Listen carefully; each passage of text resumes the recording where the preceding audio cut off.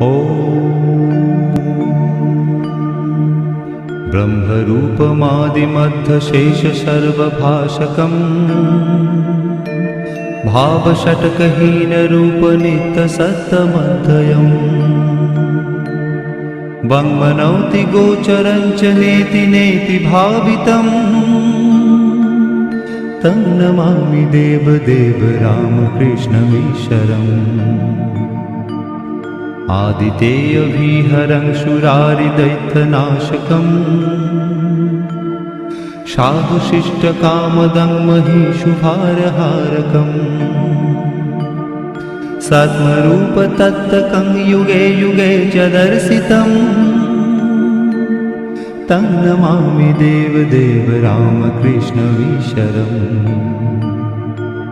सर्वभूतशर्